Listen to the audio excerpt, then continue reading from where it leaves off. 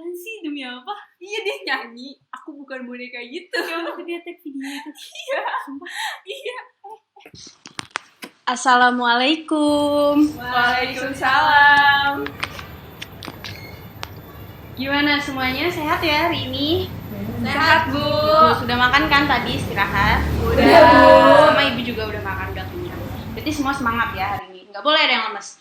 Nah, sebelum Ibu dan kalian mulai belajar hari ini, Ibu mau minta Poppy dulu seperti biasa, Pop. Kamu sebagai ketua kelas harus pimpin teman-temannya dulu berdoa. Mulai, Bu. Iya, silakan. Semua mulai belajar, berdoa menurut agama dan percaya masing-masing. Berdoa mulai.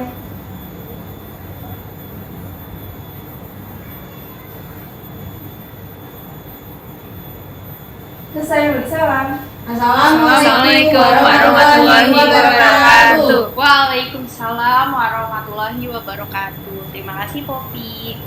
Nah, teman-teman, anak-anak, jadi pada minggu sebelumnya tuh Ibu udah bahas apa sih? Kalian tuh belajar apa sih? Pertumbuhan dan perkembangan, Bu. Betul, pertumbuhan dan perkembangan. Emang apa itu pertumbuhan dan perkembangan? Khususnya pada tumbuhan. Bertambahnya jumlah sel. Iya, betul. Bertambahnya volume dan jumlah sel dalam tubuh tumbuhan. Benar, kuliah. Kamu top. Lanjut nih. Karena kan pada seminggu sebelumnya tuh Ibu udah menugaskan kalian kan untuk melakukan praktikum sendiri. Bukan sendiri, maksudnya berkelompok di rumah masing-masing. Nah, Ibu mau tanya, udah sampai mana progresnya sampai sekarang? Udah ada hasil. Udah ada hasilnya Iya, kan? udah ada hasilnya. Iya, bagus. Nah, sebenarnya kalian tahu nggak apa sih, kenapa sih gitu Ibu menyuruh kalian untuk melakukan praktikum ini? Mengamati pertumbuhan dan perkembangan. Melihat pertumbuhan dan perkembangan pada tumbuhan, benar. Coba ada lagi yang lain? Pendapat dari yang lain? Ya, Pop? Khususnya perkecambahan. Khususnya pada perkecambahan, benar. Nah, selain itu ada lagi nggak yang mau tambahin? Oh iya, Dina. Mengamati faktor eksternal yang mempengaruhi pertumbuhan, Bu. Benar, jadi khususnya tadi kita melakukan praktikum ini untuk melihat pertumbuhan dan perkembangan pada tumbuhan, khususnya pada saat dia berkecambah. Nah, sebenarnya yang kita amati selain perkecambahan pada tumbuhan itu juga kita mengamati faktor-faktor lingkungan atau faktor-faktor eksternal. Apa sih yang mempengaruhi perkecambahan dan pertumbuhan dan perkembangan pada tumbuhan.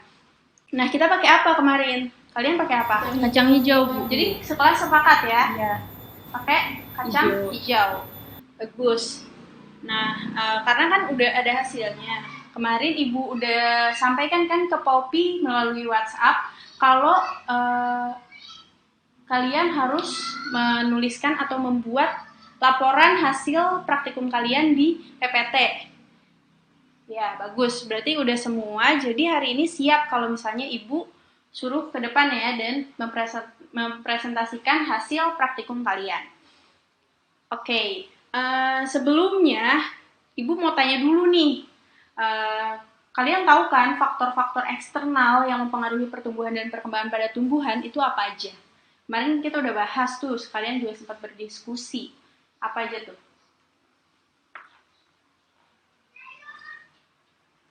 Kok diam? Ayo jawab. Kuliah sama Dina, ayo jangan ngobrol, jawab dulu. Ibu tunjuk deh di antara kalian berdua kuliah kamu jawab. Saya, Bu. Cahaya, air, suhu, nutrisi. Betul, ada cahaya, lalu ada air. Air itu tepatnya faktor eksternalnya itu kelembapan, lalu suhu dan nutrisi. Nah, nutrisinya ini biasanya tuh ada di tanah ataupun di atmosfer gitu ya. Oke, karena kalian udah paham kan ada beberapa apa aja sih faktor eksternal yang bisa mempengaruhi pertumbuhan dan perkembangan pada tumbuhan tuh kalian udah hafal. Nah, jadi sekarang Ibu mau tunjuk nih langsung aja ya. Ibu tunjuk kalian untuk mempresentasikan hasil praktikum kalian ke depan. Ayo. Ya, langsung aja maju kelompok 1. Gitu nggak, Bu? Kuliah. Wah, langsung nih. Langsung aja, langsung. Udah ibu siapin kok.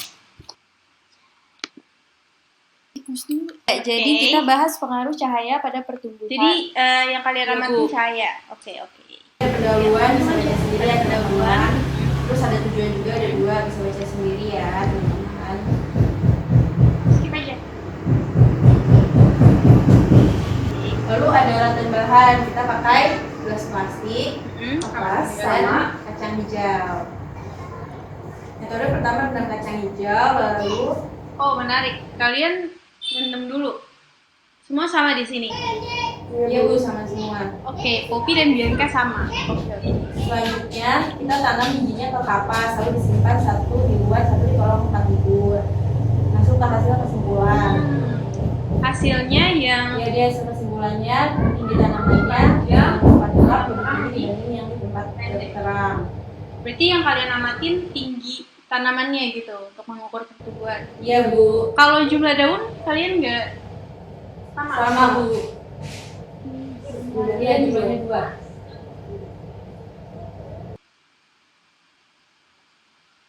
Dua ya. Ini juga.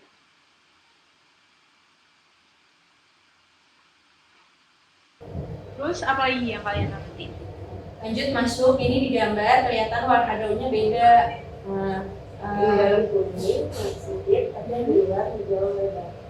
Nah, dia warna daunnya. Warna daunnya yang kita amatin seperti itu. Warna daun di gelap kuning dan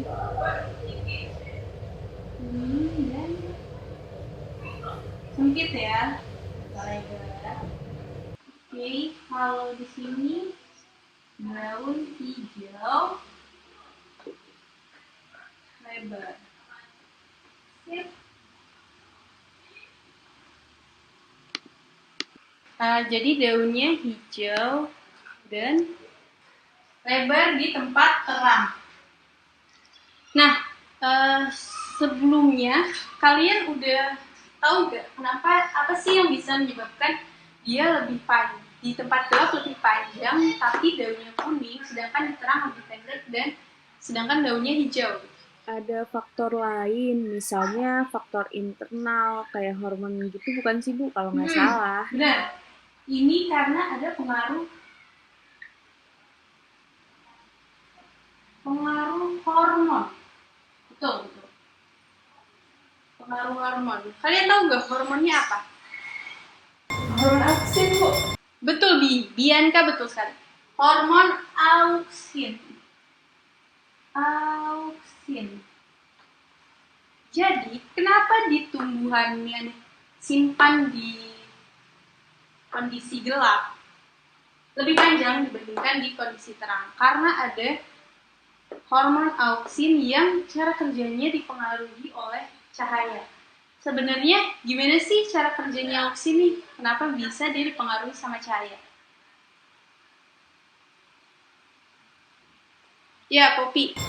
Hormon auksin aktif saat Betul. Hormon auksin lebih aktif, bekerja aktif pada kondisi tidak terkena cahaya matahari atau di kondisi gelap. Sedangkan di kondisi terang, auksin itu lebih aktif. Emang sebenarnya auksin ini apa fungsinya untuk tumbuhan? Biar tumbuh nggak sih? Apa, Din? Gak usah bisik-bisik, omongin aja. Itu Bu, pemicu tumbuh bukan? Memicu pertumbuhan tanaman. Betul. Memicu pertumbuhan pada tanaman. Jadi hormon auksin itu dia akan memicu pertumbuhan pada tanaman atau tumbuhan itu ketika kondisi lingkungannya itu gelap atau tidak terkena cahaya matahari langsung gitu. Jadi kejawab ya, kenapa di lingkungan gelap itu lebih panjang ukurannya atau lebih panjang tingginya dibandingkan di tempat terang.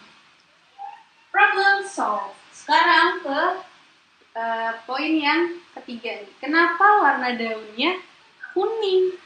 Padahal diterang dia warnanya hijau.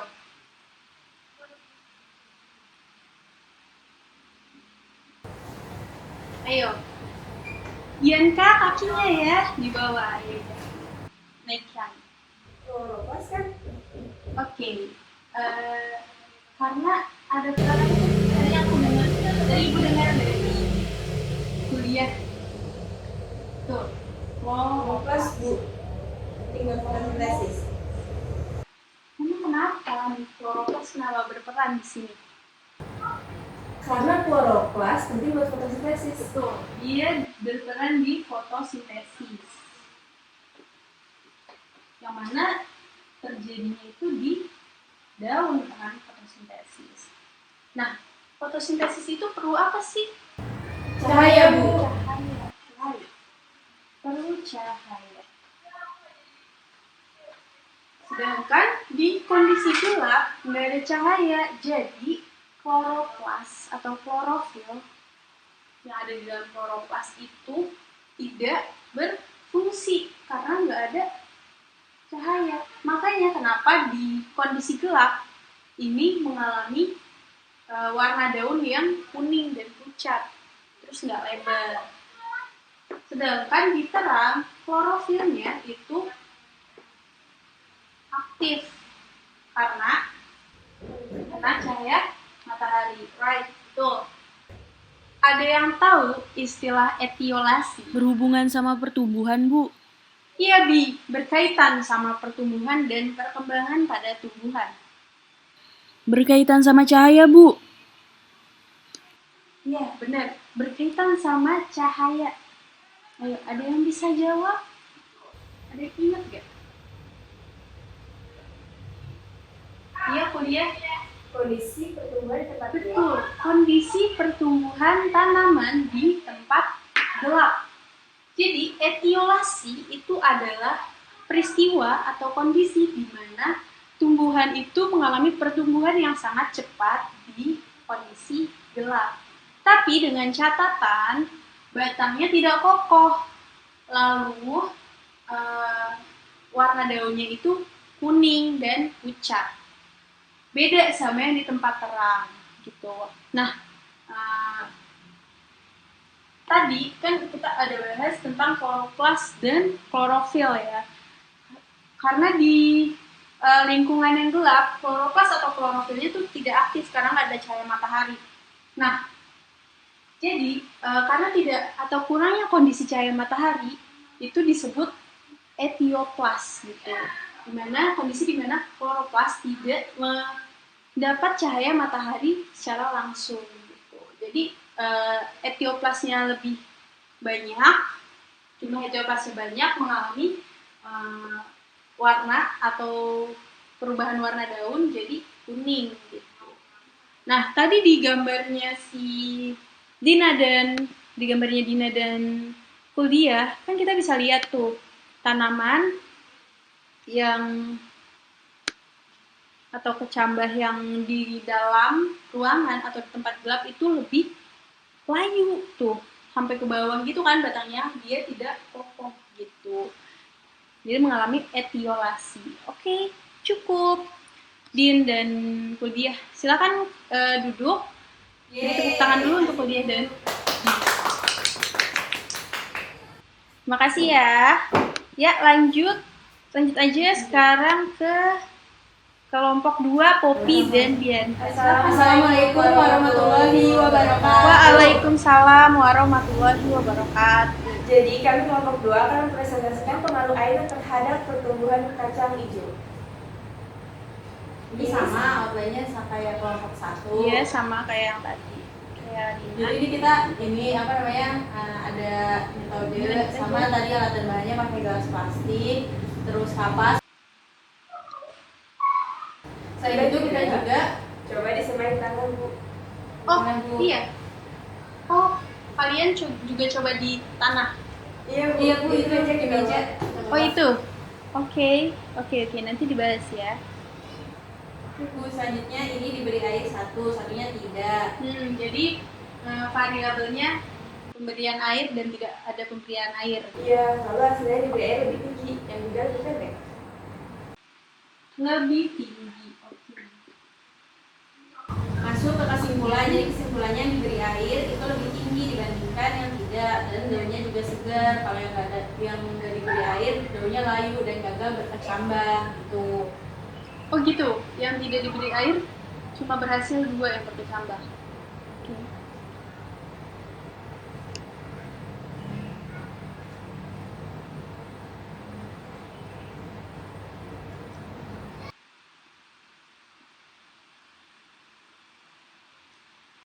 Oke, jadi kalian di sini kan mengamati pemberian air dan tidak ada pemberian air pada cambah kalian. Nah, ternyata yang tidak diberi air itu justru mengalami kegagalan berkecambah. Kenapa? Karena air penting untuk perkecambahan. Terus Bunda kuliah, coba dengerin dulu ya. Ya. Diskusi sendiri. ya terus gitu deh Bu. Ya gitulah. Oke, ada apa nih? Emang benar air itu tuh sangat penting bagi pertumbuhan dan perkembangan pada tumbuhan. Tapi tepatnya apa nih di perkecambahan, di fungsinya apa? Kan minggu lalu ibu udah bahas kan ke kalian. Ayo, ada yang inget gak? Itu Bu untuk giberelin deh kalau nggak salah. Iya benar. Giberelin. Fungsinya adalah hormon giberelin. Jadi sekalian ibu mau bahas nih. Kalian ada ide dari mana merendam biji tumbuhan, maksud ibu biji kacang hijau itu? Kenapa kalian ada ide direndam dulu sebelum ditaruh di kapas? Imbibisi Bu. Iya benar, imbibisi. Jadi imbibisi ini yaitu adalah ayo nih, kalian nggak ada jam pelajaran? Masuk ya. Berisik sekali kelas sebelah. Ayo lanjut. Imbibisi itu apa sih? Penyerapan air kan? Air oleh biji. Jadi air itu fungsinya apa? Kenapa dia harus diserap oleh biji? Untuk mengaktifkan hormon giberelin yang penting untuk memulai perkecambahan, Bu. Ya benar. Kemarin ibu juga sempat jelasin kan, karena air ini berperan untuk mengaktifkan hormon giberelin. Selain itu ada nggak?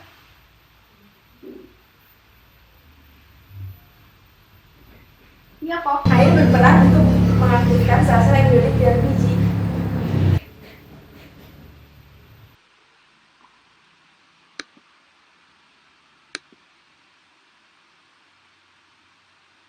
Benar. Jadi air ini berperan untuk mengaktifkan sel-sel embrionik dalam biji. Nah, cara ngaktifinnya gimana? Itu tadi. Apa? Ayo ulang yang tadi ibu. Hormon giberelin Bu. Hormon giberelin. Iya, jadi kenapa hormon giberelin itu sangat penting?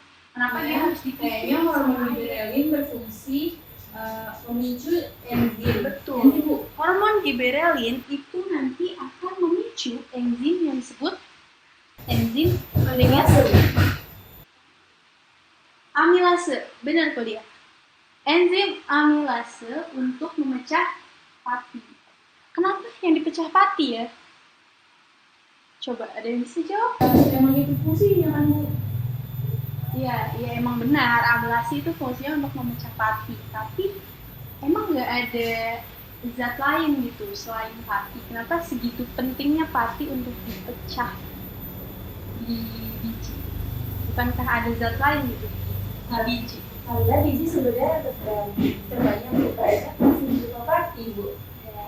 Jadi sebenarnya gini, meskipun ada zat lain di biji, benar kuliah. Meskipun ada zat lain di biji, tapi konsentrasi atau kadarnya itu tidak sebanyak pati. Jadi biji itu kaya akan glukosa atau pati. Jadi pati ini berperan atau fungsinya itu untuk sumber bagi biji tersebut melakukan perkecambahan. Gitu. Nah, sedangkan nggak serta merta dong kita atau biji itu melakukan perkecambahan dengan memanfaatkan amilase apa namanya pati yang ada di dalam biji itu. Dia perlu zat-zat atau dukungan lain untuk memecah pati tersebut kan. Nah, makanya diperlukan tadi hormon giberelin untuk merangsang amilase memecah pati. Nantinya baru akan cepat nih perkecambahannya kalau diberi air gitu. Karena giberelin ini dirangsang atau dipicu oleh air. Makanya tadi kacang hijau yang Bianca dan Poppy tanam itu mengalami kegagalan berkecambah pada perlakuan yang tidak diberi air, karena itu hormon giberelinnya tidak aktif. Selain itu, air juga mampu melarutkan atau mengencerkan protoplasma, sehingga media angkut atau zat-zat angkut dalam biji tersebut itu mudah menyalurkan pati yang tadi dipecahkan nih ke titik tumbuh. Nah, titik tumbuhnya itu apa? Apa sih tepatnya di mana sih titik tumbuh pada biji itu atau pada tumbuhan? Jaringan meristem, Bu. Betul, Pop. Jaringan meristem. Nah, lebih tepatnya tuh di mana ya jaringan meristem tuh? Kan ada 3 jenis kan jaringan meristem. Nah, dari 3 jenis itu yang mana yang merupakan titik tumbuh? Meristem apikal, Bu. Jaringan meristem apikal. Kenapa di apikal? Emang apa sih perannya jaringan meristem apikal? Dia bisa disebut sebagai titik tumbuh. Karena ada proses pembelahan sel sehingga terjadi elongasi. Ya, mengalami pembelahan sel. Nah, pembelahan sel itu nantinya akan menyebabkan elongasi atau perpanjangan sel-sel yang ada di permukaan sehingga jadi pertumbuhan pada tumbuhan atau tanaman. Yap, baik. Terima kasih. Kelompok 2, silahkan kembali ke tempat duduknya masing-masing. Thank you ya, Bianca Poppy. Tepuk tangan dulu. Oke, sampai sini ada yang ingin ditanyain nggak? Ya, silahkan. Din? Ya Bu, kecambah saya jamuran, itu kenapa ya Bu? Apa bibitnya jelek? Oh gitu, selama praktikum ada yang berjamuran. Oke, menarik.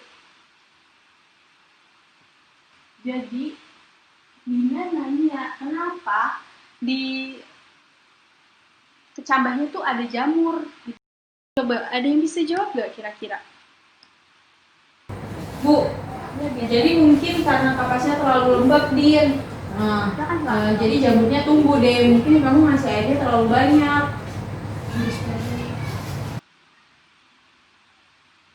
You get that point. Oke, jadi jamur tuh lebih tepatnya kan mikroorganisme ya. Nah, jamur ini lebih tepatnya tumbuh dan berkembang itu di kondisi yang lembab, sama kayak tumbuhan. Tumbuhan juga harus hidup di kondisi yang lembab. Tapi kalau lembabnya sangat di batas wajar atau di batas maksimumnya, itu justru menjadi ladang atau habitat bagi jamur tumbuh dan berkembang biak gitu. Mungkin Dina atau ini kelompokannya Dina dan Tiga memberi air pada semayan kalian terlalu banyak sehingga bijinya itu mengalami jamuran gitu. Oke, jawab ya Dina. Iya Bu, makasih. Ada lagi gak yang mau ditanyakan? Saya Bu, kenapa tidak diberi air tetap tumbuh? Oke Pop, nih pertanyaan Poppy ya, kenapa Bu meskipun ada yang gagal berkecambah, kok bisa ada yang pada perlakuannya yang gak diberi air tuh bisa ada yang berkecambah bahkan lumayan tinggi gitu. Jadi gini, coba tadi kan kalian di metodenya kalian melakukan perendaman selama berapa menit? Oh beda-beda. Poppy berapa? 1 jam Bu. 1 jam. Oke, 1 jam. Emang fungsinya apa? Kan tadi kan udah jawab kan, fungsinya untuk Inhibisi. inhibisi ini merupakan penyerapan air.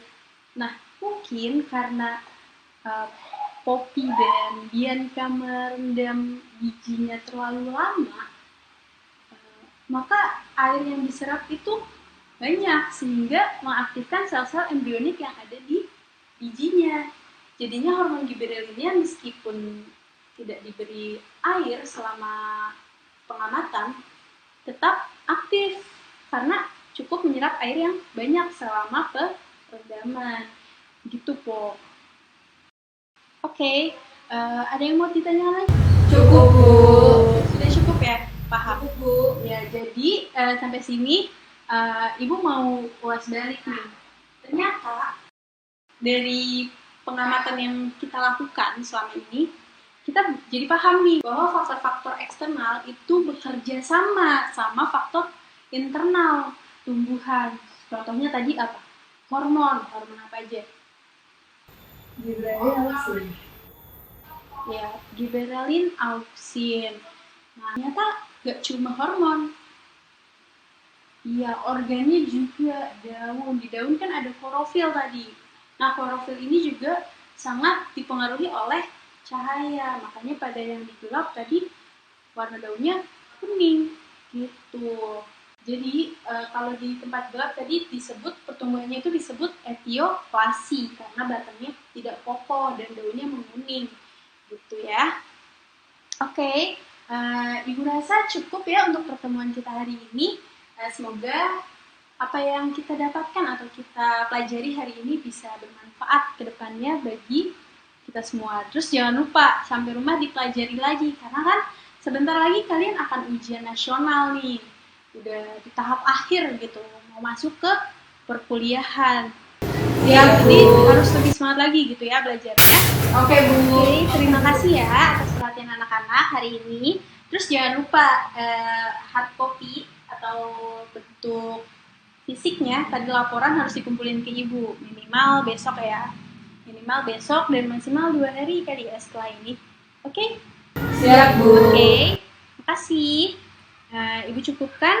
Wassalamualaikum warahmatullahi wabarakatuh. Waalaikumsalam warahmatullahi wabarakatuh.